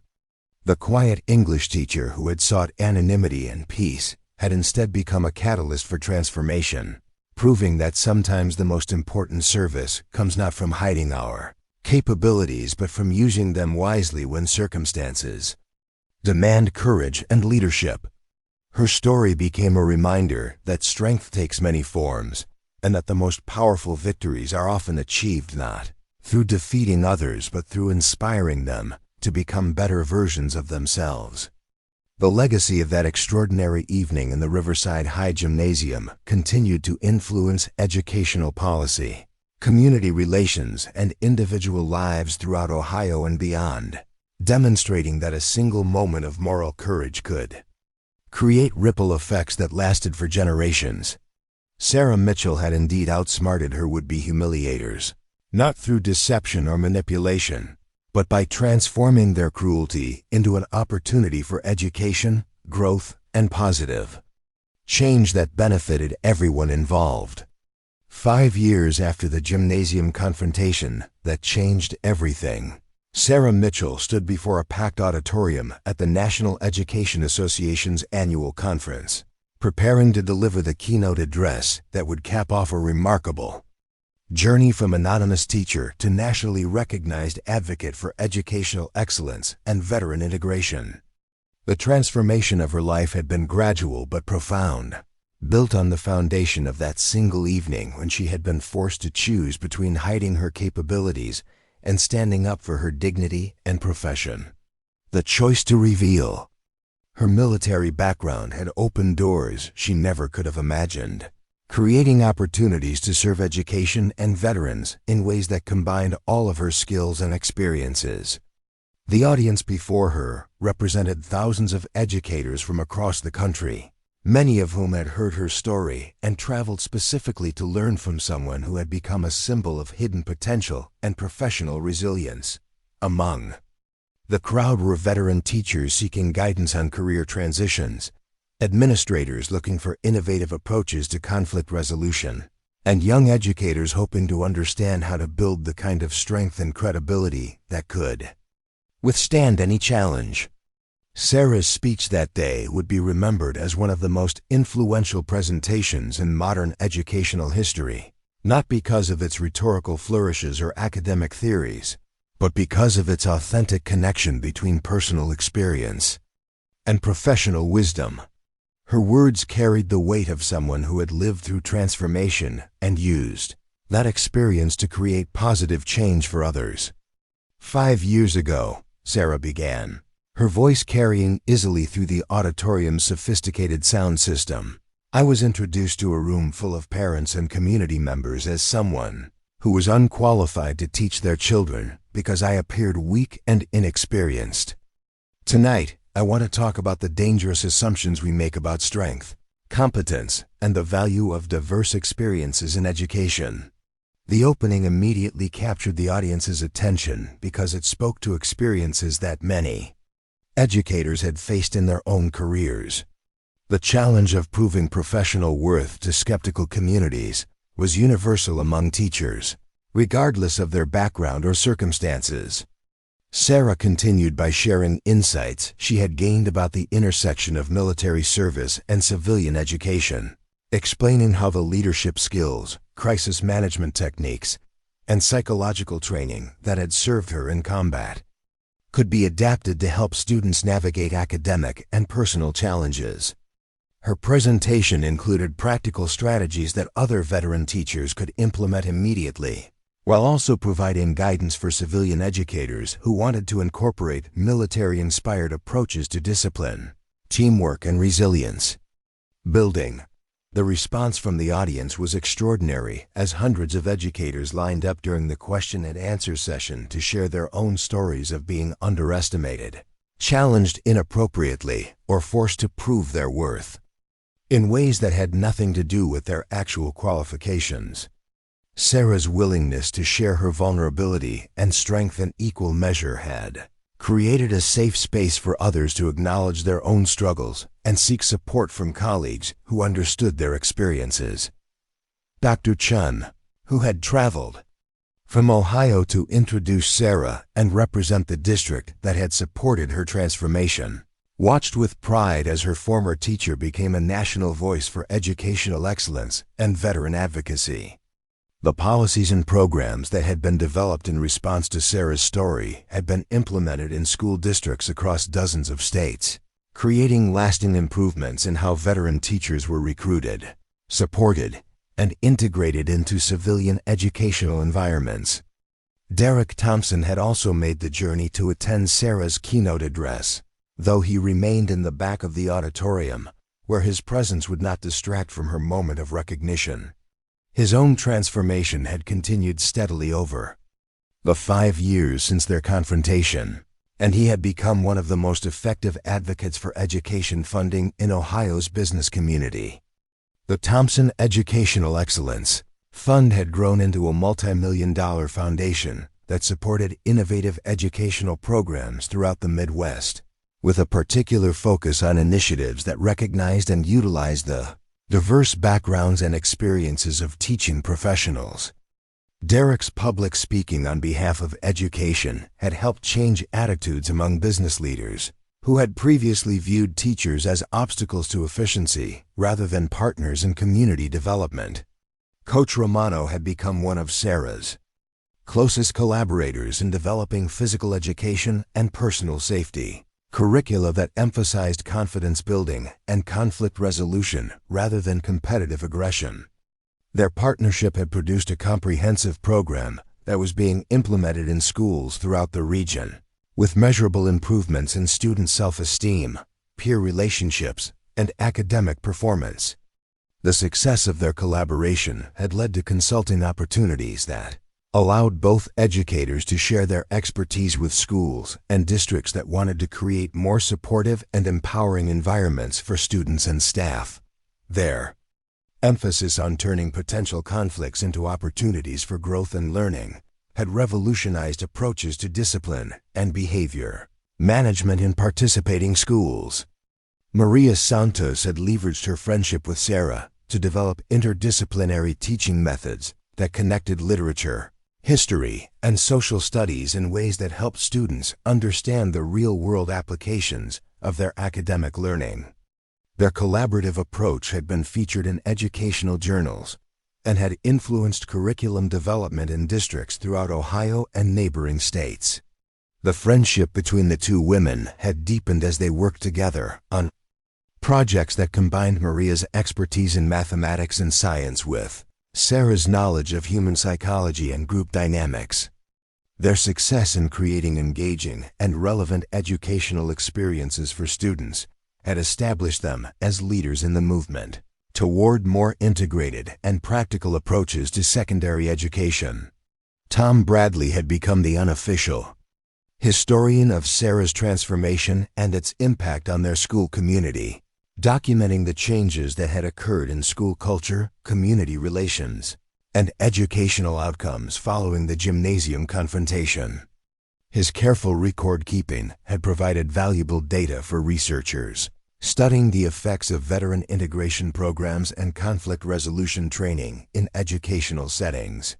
Principal Hayes had used the lessons learned from Sarah's experience to transform his own leadership style, moving from passive conflict avoidance to proactive relationship building and transparent communication with all stakeholders in his school community. His school had become a model for other administrators seeking to create more inclusive and supportive environments for diverse faculty and student populations. Jennifer Walsh had completed her own journey of redemption by earning a teaching certificate and joining the faculty at a neighboring elementary school, where her experience in parent relations and community engagement had proven valuable in building bridges between schools and families. Her transformation from social warrior to educational advocate had inspired other community members to reconsider their own roles in supporting rather than criticizing public education. The ripple effects of Sarah's story had extended far beyond individual transformations to influence policy discussions at state and federal levels about veteran employment, teacher respect, and community engagement in education. Her testimony before congressional committees had helped secure funding for veteran teacher recruitment programs and professional development initiatives that recognize the unique value of military experience in civilian careers. Research studies conducted at major universities had used Sarah's story and the programs it inspired as case studies in effective organizational change, conflict resolution, and leadership development. The data collected from schools implementing veteran integration programs showed consistent improvements in school climate, teacher retention, and student achievement, validating the practical value of recognizing and utilizing diverse professional backgrounds in education. Sarah's influence had also extended into the military community as she worked with veteran organizations to develop transition programs that helped former service members identify and pursue opportunities in education and other civilian careers that could utilize their leadership skills and dedication to service. Her success in finding purpose and fulfillment in teaching had inspired hundreds of other veterans to consider careers in education. The book she had written about her experiences, titled Hidden Strength: Finding Purpose After Service, had become required reading in education and military transition programs throughout the country. Her honest exploration of the challenges faced by veterans entering civilian careers had provided practical guidance for individuals and organizations seeking to support successful transitions. Speaking engagements had taken Sarah to military bases, education conferences, and corporate leadership seminars where her story of transformation and empowerment resonated with audiences facing their own challenges related to change, adaptation, and finding purpose in new environments. Her message that strength could be found in service to others had particular impact among groups seeking to rebuild their sense of mission and identity. The Riverside High School community had continued to thrive under the influence of the cultural changes that began with Sarah's confrontation with Derek Thompson. Student achievement had improved consistently over the 5 years following the incident, with particular gains in areas related to critical thinking, conflict resolution, and leadership development that reflected the school's new emphasis on character building and practical life skills. The Sarah Mitchell Community Center had become a hub for educational innovation and community engagement, hosting workshops, seminars, and events that brought together educators, parents, students, and community members to collaborate on solutions to shared challenges. The facility served as a tangible reminder that positive change was possible when people chose cooperation over confrontation and understanding over prejudice. Alumni of Riverside High who had been students during Sarah's transformation often spoke about the impact her example had on their own approach to challenges and setbacks in college and career settings. Her demonstration that quiet strength could overcome loud aggression had provided a model for handling difficult situations with dignity and effectiveness, rather than anger and retaliation. As Sarah concluded her keynote address that evening, she reflected on the unexpected journey that had brought her from a hidden corner of a small-town gymnasium to a national platform for advocating educational excellence and veteran integration. The applause that followed her presentation was sustained and heartfelt, reflecting the genuine appreciation of an audience that had been inspired by her message of hope, resilience, and the power of choosing service over self-interest. The reception following her speech provided opportunities for individual conversations with educators who sought specific guidance for their own challenges and circumstances. Sarah listened carefully to each story, offering practical advice while also learning from the diverse experiences and perspectives of teachers working in different communities and contexts throughout the country.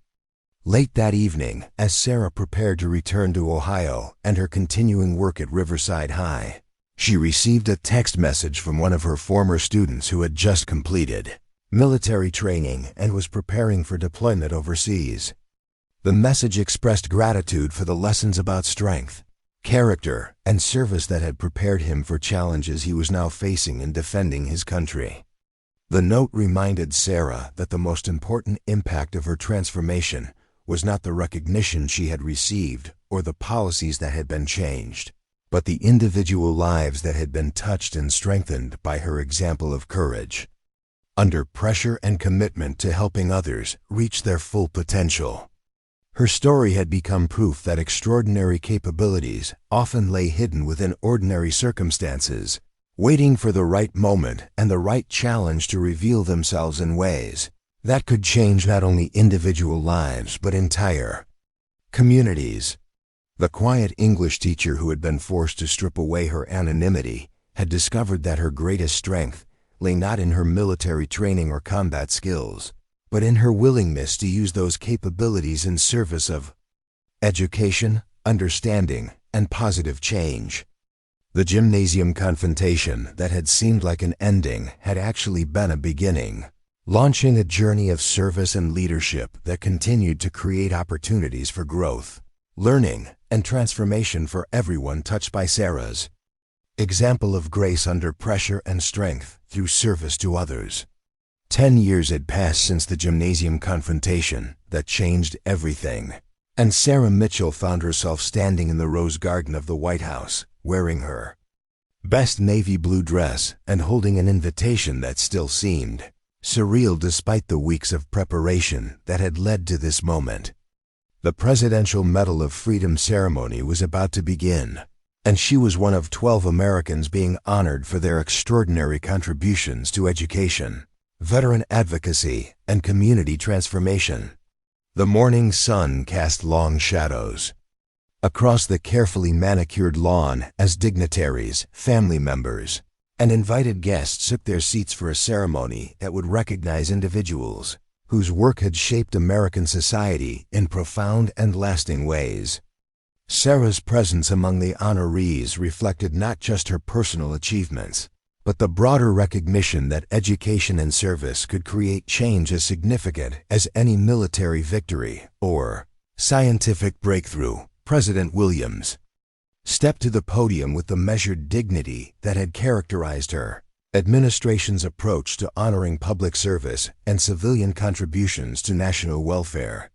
Her remarks about each honoree were carefully researched and personally meaningful, reflecting genuine understanding of their work rather than perfunctory political recognition. Sarah Mitchell, the president began, her voice carrying clearly across the assembled crowd, transformed a moment of personal challenge into a lifetime of service that has strengthened American education and created opportunities for thousands of veterans to find purpose and fulfillment in civilian careers. Her work has proven that the skills developed through military service can be channeled into building up communities rather than defending against threats. The citation that followed detailed achievements that seemed almost impossible for a single person to have accomplished in just one decade. The Sarah Mitchell Foundation had placed over 3,000 veteran teachers in schools across all 50 states, creating a network of educators whose military experience enhanced classroom management, crisis response, and student mentorship in ways that traditional teacher training programs could never replicate.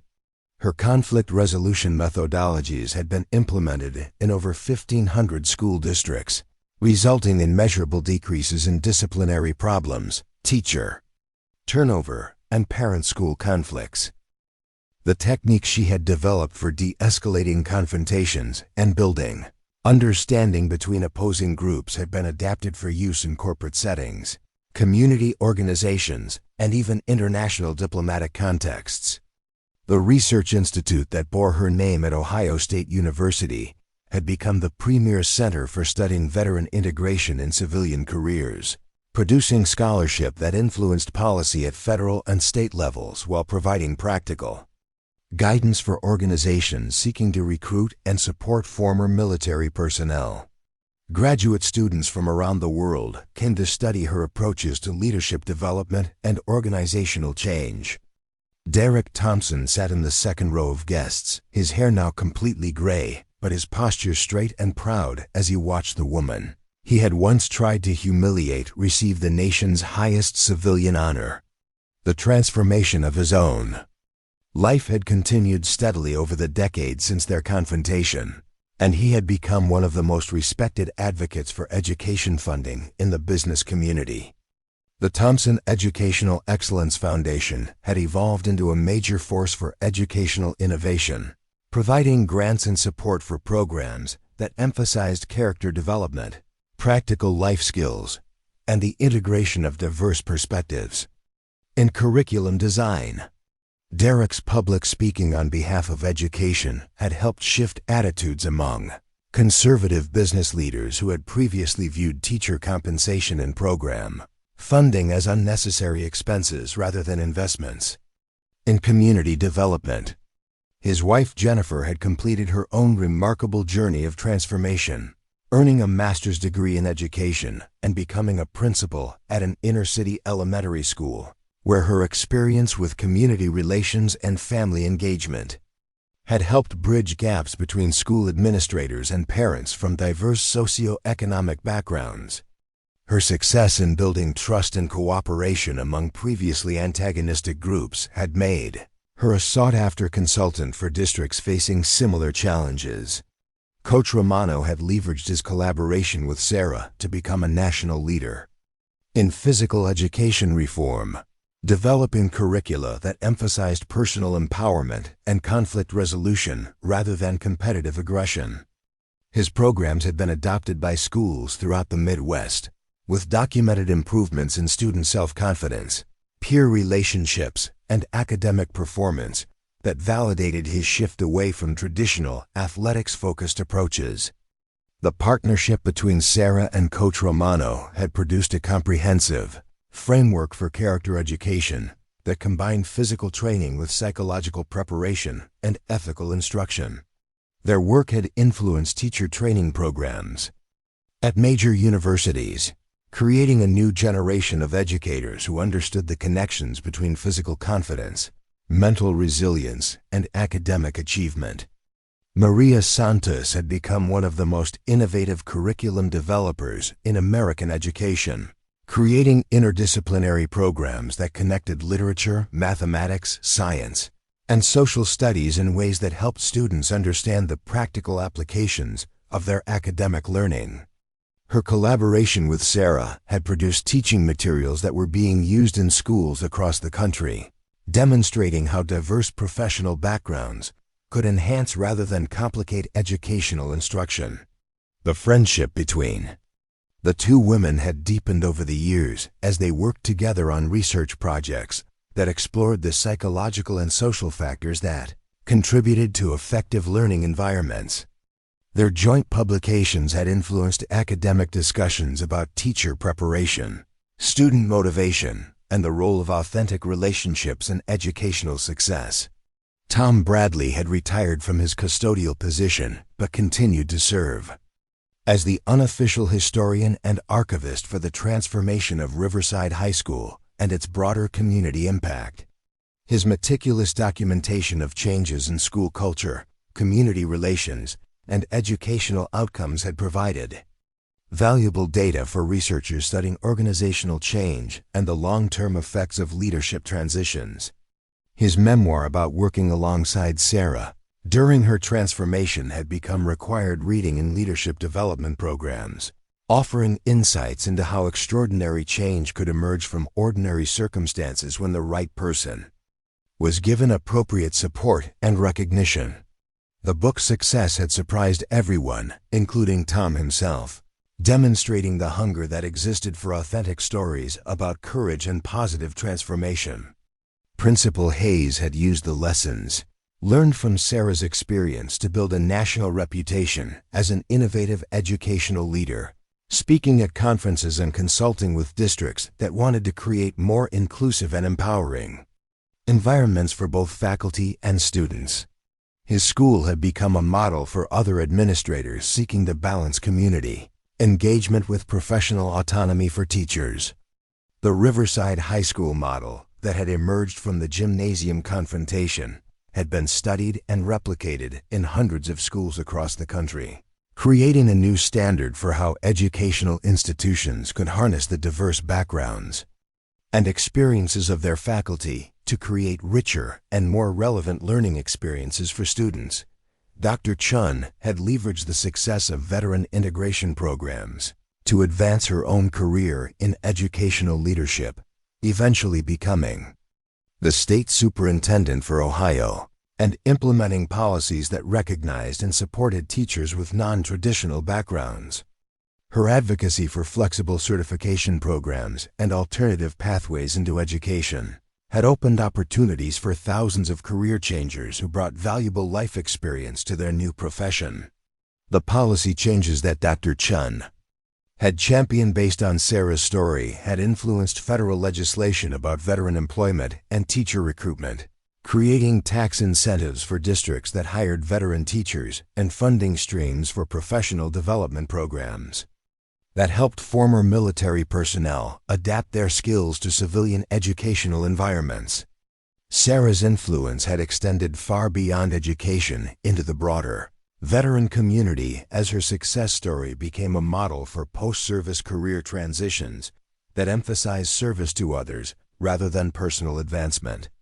Veteran organizations throughout the country used her example to encourage former military personnel to consider careers in education, social work, counseling, and other fields that could utilize their leadership skills and commitment to helping others.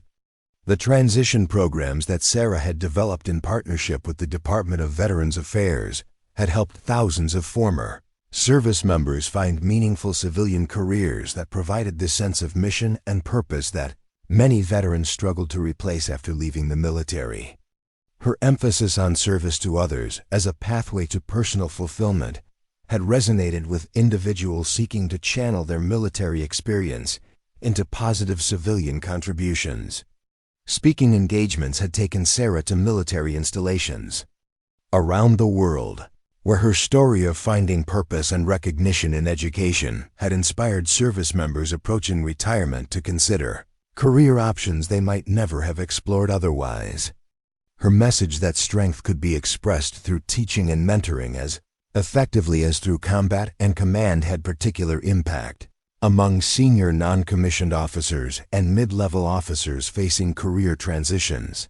The international recognition that Sarah had received for her work in veteran integration and educational innovation had led to consulting opportunities with foreign governments seeking to improve their own systems for supporting military veterans and enhancing educational quality.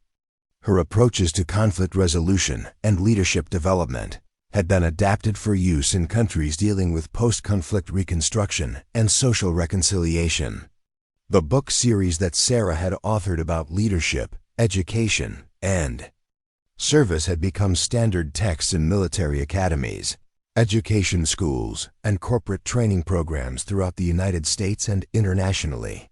Her practical approaches to building trust, managing conflict, and creating positive change had proven applicable across cultures and contexts, demonstrating the universal relevance of her core principles. Research studies conducted at universities throughout the world had used Sarah's transformation and its effects as case studies in organizational psychology, educational sociology, and leadership development. The data collected from schools and organizations implementing her methodologies had consistently shown improvements in morale, productivity, and satisfaction among both leaders and participants. The Sarah Mitchell Institute for Leadership and Service at West Point had become one of the most prestigious programs for developing military officers who understood the connections between military service and civilian contribution.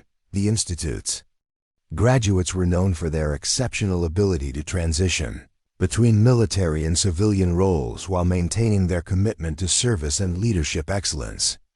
As Sarah listened to the President's words about her contributions to American society, she reflected on the unexpected journey that had brought her from hiding in anonymity to standing in the nation's most prestigious venue for recognizing civilian achievement.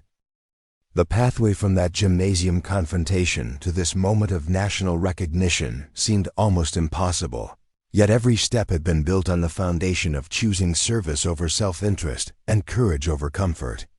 The medal that President Williams placed around Sarah's neck carried the weight of recognition, not just for her individual achievements, but for the thousands of veterans, educators, and community members whose lives had been changed by the programs and principles she had developed. The ceremony represented validation that quiet strength could create change as significant as any dramatic gesture or public confrontation.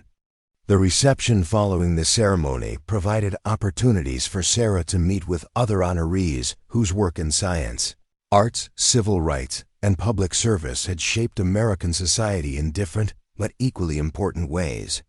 The conversations that emerged from these encounters would lead to new collaborations and initiatives that combined their diverse expertise in service of broader social goals.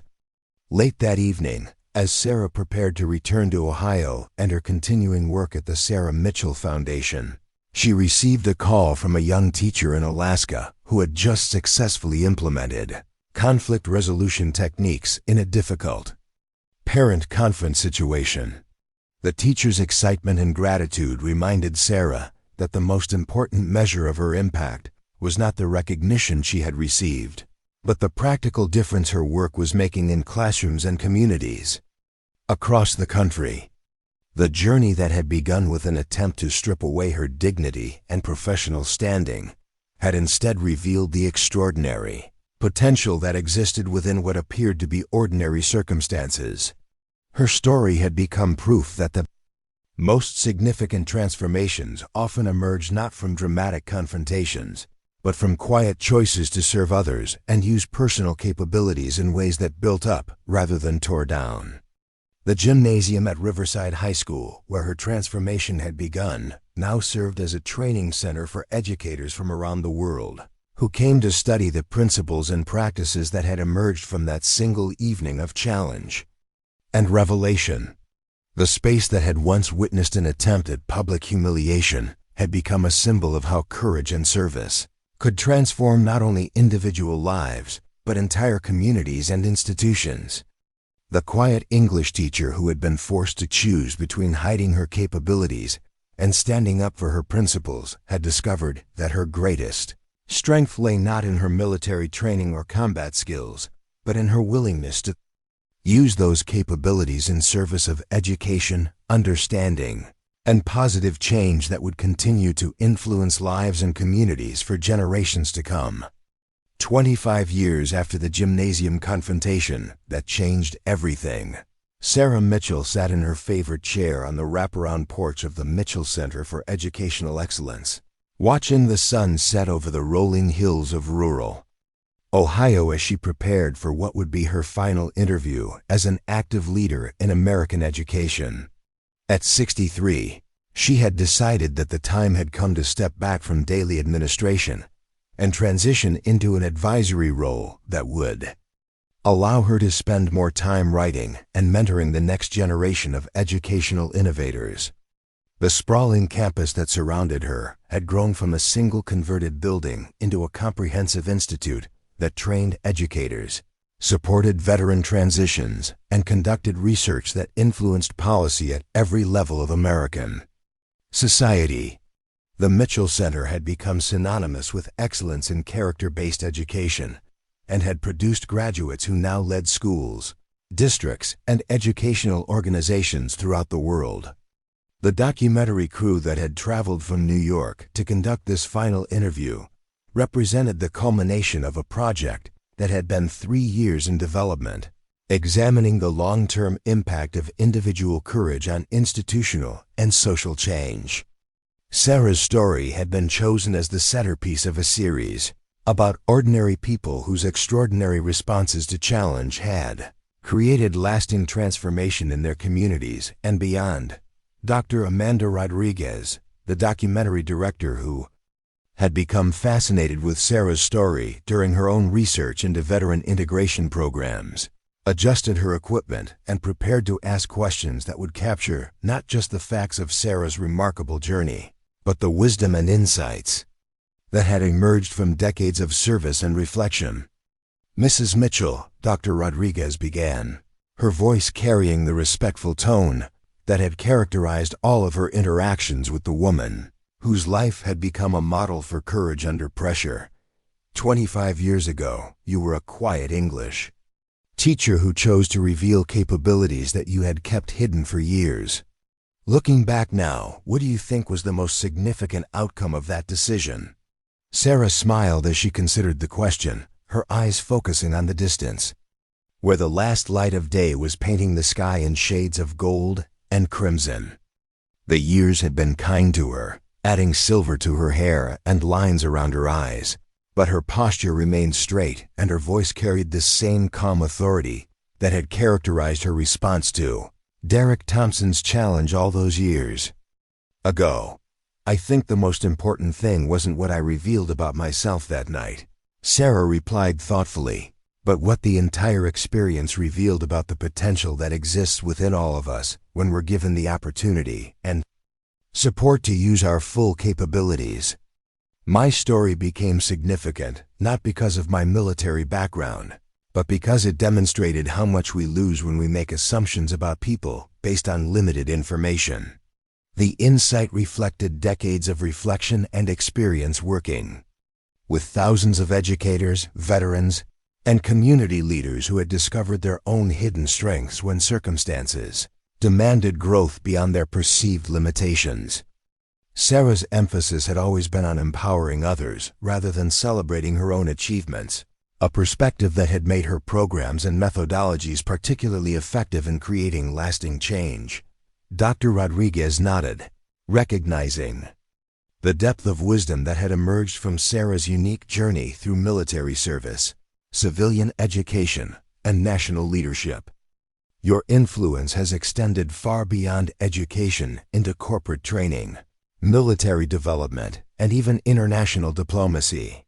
How do you explain the universal applicability of principles that emerged from a school board meeting in small-town Ohio? Respect, dignity, and the courage to stand up for what's right are universal values, Sarah answered, her voice carrying the quiet confidence that had become her trademark over the years. The specific context of my confrontation with Derek Thompson was unique, but the underlying dynamics of prejudice, assumption, and the power of truth are present in every human community. When we learn to see past surface appearances and recognize the full humanity and potential of every person we encounter, we create possibilities for growth and cooperation that seemed impossible before. The philosophy that Sarah articulated had been tested and refined through decades of application in diverse settings, from inner-city schools facing gang violence to corporate boardrooms dealing with hostile takeovers. Her approaches to conflict resolution and leadership development had proven effective across cultures, industries, and social contexts because they addressed fundamental human needs for respect, understanding, and purposeful contribution. Derek Thompson had become one of Sarah's most enthusiastic advocates and supporters over the years, using his business success and political connections to advance educational causes and veteran support programs throughout the Midwest. His transformation from antagonist to ally had become almost as remarkable as Sarah's own journey, demonstrating the power of genuine remorse and committed action to repair damaged relationships and create positive change. The Thompson Family Foundation had evolved into one of the largest private supporters of educational innovation in the United States, providing grants and resources for programs that emphasized character development, practical life skills, and the integration of diverse perspectives in curriculum design. Derek's annual speeches at the Foundation's award ceremonies always included references to the lesson in humility and growth that he had received from a quiet English teacher who refused to be intimidated. Jennifer Thompson had completed her own doctorate in educational leadership and had become a superintendent in one of Ohio's largest urban districts, where her experience in community relations and family engagement had helped bridge long-standing gaps between school administrators and parents from diverse backgrounds.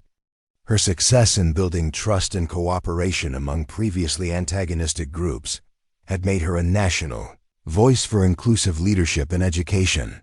Coach Romano had retired from Riverside High, but continued to consult with schools and organizations, seeking to implement physical education programs that emphasized personal empowerment and character development rather than competitive aggression. His collaboration with Sarah had produced training materials and methodologies that were being used in educational institutions throughout North America and had influenced teacher preparation programs at major universities. Maria Santos had become the Director of Curriculum Development for the Mitchell Center, overseeing programs that trained educators in interdisciplinary teaching methods and character-based instruction. Her friendship with Sarah had deepened over the decades as they worked together to create educational approaches that recognized and utilized the diverse backgrounds and experiences of both teachers and students. Tom Bradley had passed away 5 years earlier, but his detailed documentation of the transformation of Riverside High School and its broader community impact had become an invaluable resource for researchers studying organizational change and leadership development. His memoir continued to be widely read in military transition programs and leadership development courses, offering insights into how extraordinary change could emerge from ordinary circumstances. Principal Hayes had leveraged his experience with Sarah's transformation to build a consulting practice that helped school administrators create more inclusive and empowering environments for faculty and students. His expertise in balancing community engagement with professional autonomy for teachers had made him a sought-after speaker at educational leadership conferences throughout the world. Dr. Chen had completed her career as the superintendent for Ohio's largest educational region before becoming a senior policy advisor at the Department of Education, where her advocacy for veteran integration programs and alternative pathways into teaching had influenced federal legislation and funding priorities. Her work had opened opportunities for thousands of career changers who brought valuable life experience to education. The policy changes that had emerged from Sarah's story and the programs it inspired had created a new framework for understanding the value of diverse professional backgrounds in educational settings. Federal and state legislation now provided specific support for veteran teachers, alternative certification programs, and professional development initiatives that help non-traditional educators adapt their skills to classroom environments. International recognition had led to Sarah's involvement in educational development projects in countries recovering from conflict, where her expertise in veteran integration and community reconciliation had proven valuable in rebuilding educational systems and training local leaders. Her approaches to building trust and cooperation among former adversaries had been adapted for use in post-conflict societies throughout Africa, Eastern Europe, and Southeast Asia.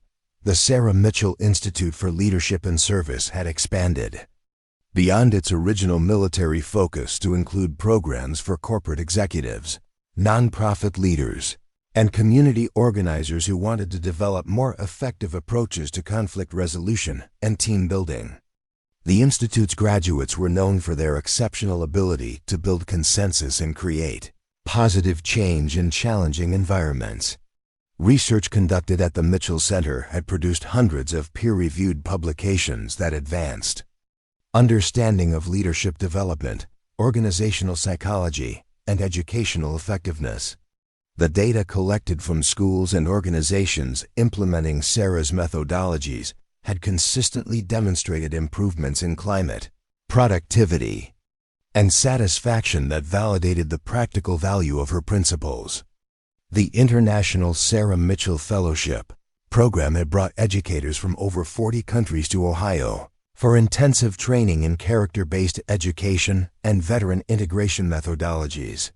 These fellows had returned to their home countries to implement programs that adapted Sarah's principles to their local contexts, creating a global network of educational leaders who shared common values and approaches.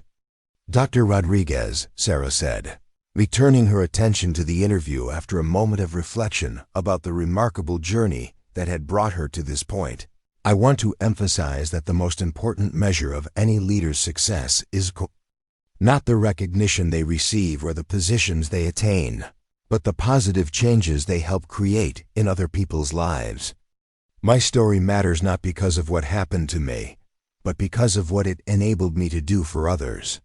The perspective that Sarah shared reflected the humility and service orientation that had characterized her approach throughout her career, even as she had received increasing recognition and influence. Her focus had always remained on empowering others rather than advancing her own interests, a commitment that had made her programs particularly effective in creating sustainable positive change. Dr. Rodriguez asked about the legacy that Sarah hoped to leave behind, and the response reflected years of thoughtful consideration about the impact of individual choices on broader social progress. I hope that people remember the importance of looking beyond surface appearances to recognize the full potential that exists within every person they encounter, Sarah said. I hope they understand that strength comes in many forms, and that some of the most important battles are fought not with weapons or aggression, but with patience, understanding, and the courage to stand up for what's right. The wisdom that Sarah offered had been earned through decades of experience working with people in crisis, conflict, and transition. Her insights about human nature and organizational dynamics had been tested in some of the most challenging environments imaginable, from combat zones to corporate boardrooms to inner-city classrooms, and had proven effective across all of these diverse contexts.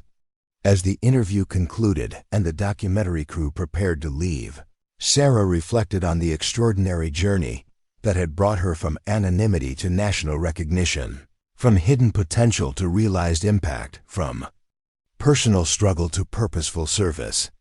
The quiet English teacher who had been forced to choose between hiding her capabilities and standing up for her principles had discovered that her greatest contribution lay not in her military skills or professional achievements, but in her willingness to use every aspect of her experience in service of helping others discover and develop their own hidden strengths. The gymnasium at Riverside High School, where her transformation had begun, now served as a pilgrimage site for educators from around the world who came to understand the origins of principles and practices that had influenced their own professional development. The space that had once witnessed an attempt at public humiliation had become a symbol of how individual courage could create change that extended far beyond personal circumstances to transform entire communities and institutions. The Mitchell Center would continue to operate under new leadership, but Sarah's influence would persist through the thousands of educators, leaders, and veterans who had been trained in her methodologies and who would carry her principles into their own work with future generations. Her story had become proof that extraordinary potential existed within ordinary circumstances, waiting for the right moment and the right choice to reveal itself in ways that could change not only individual lives but the broader course of human progress. Up next, you've got two more standout stories right on your screen. If this one hit the mark, you won't want to pass these up. Just click and check them out.